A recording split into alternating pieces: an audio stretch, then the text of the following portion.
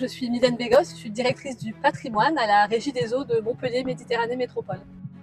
Alors ici, on se trouve sur le site de la station de pompage de l'Odève et on s'y trouve parce qu'aujourd'hui et demain, on réalise en fait un diagnostic d'une de nos canalisations structurantes, qui est un DN600 en eau potable, en vue de le réhabiliter.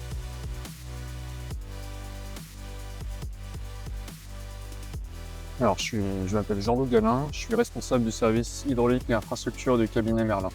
Alors, la régie Montpellier a fait appel au cabinet Merlin dans le cadre du diagnostic de cette conduite DN600 d'eau potable. Donc, il y a une conduite ancienne qui a connu un certain nombre de casses par le passé. Et du coup, elle s'interrogeait sur les techniques de diagnostic innovantes qui existaient pour ce type d'ouvrage. Et donc, nous a demandé de faire un panorama des techniques qui existent et de la conseiller sur celle qui était la plus intéressante à mettre en œuvre. Alors, PICAT nous a semblé particulièrement intéressante parce que c'est une technique non invasive, donc il n'y a pas besoin d'introduire quoi que ce soit dans la conduite. C'est une technique non destructive, elle permet de faire un diagnostic avec une conduite en service. Elle est très facile à mettre en œuvre, c'est-à-dire que c'est des petits tests de pression le long de la conduite qui n'impliquent pas des gros travaux et des grosses difficultés lors de sa mise en œuvre. PICAT n'avait jamais trop été testé en France, sauf peut-être ponctuellement. Donc on avait du mal à imaginer effectivement quelles étaient les contraintes de mise en œuvre.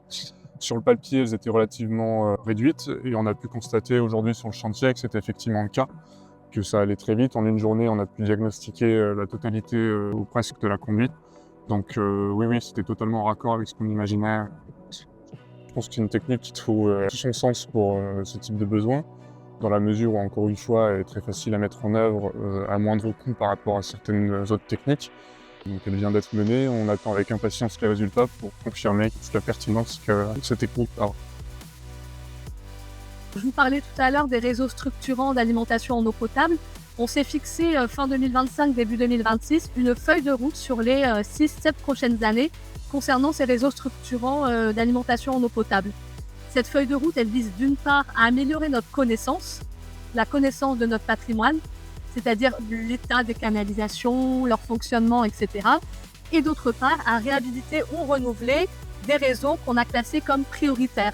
Et on s'est fixé un objectif d'environ 2,5 km de réseau à réhabiliter sur les 6 à 7 prochaines années sur la ville de Montpellier. Et s'associe à cette ambition de réhabilitation-renouvellement, bien entendu, des diagnostics préalables.